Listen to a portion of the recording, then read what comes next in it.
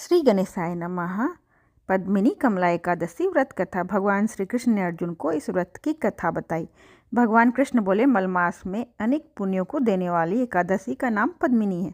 इसका व्रत करने पर मनुष्य कीर्ति प्राप्त करके वैकुंठ खो जाता है, जो मनुष्यों के लिए भी दुर्लभ है।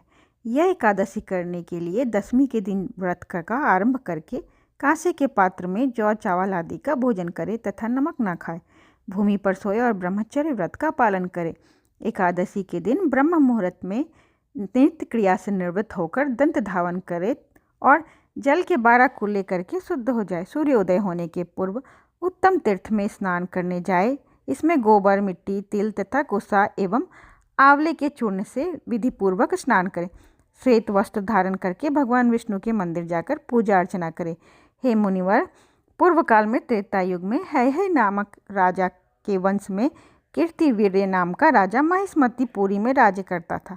उस राजा को 1000 परम स्त्रियां थी, परंतु उसमें से किसी को भी पुत्र नहीं था जो कि उसके राज्यभार को संभाल सके। देवता, पितृ, सिद्ध तथा अनेक चिकित्सकों आदि से राजा ने पुत्र प्राप्ति के लिए काफ़ी प्रयत्न किए, लेकिन सब असफल रहे।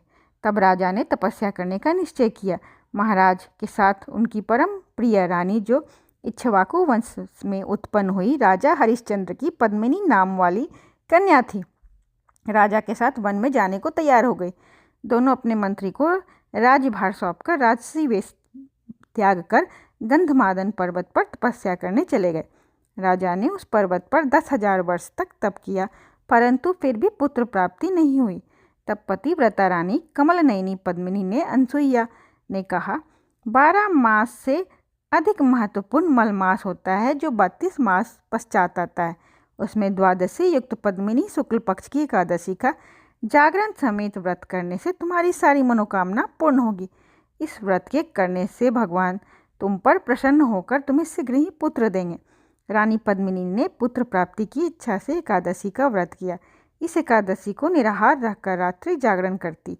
इस व्रत से प्रसन्न होकर भगवान विष्णु ने उन्हें पुत्र प्राप्ति का वरदान दिया। इसी के प्रभाव से पद्मिनी के घर कार्तवीर्य उत्पन्न हुए, जो बलवान थे, और उनके समान तीनों लोकों में कोई बलवान नहीं था। तीनों लोकों में भगवान के सिवा उनको जीतने का सामर्थ्य किसी में नहीं था।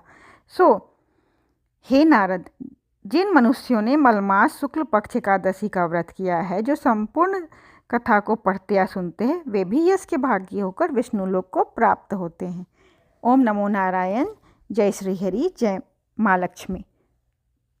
भगवान विष्णु सब पर अपनी कृपा बनाए रखे। धन्यवाद।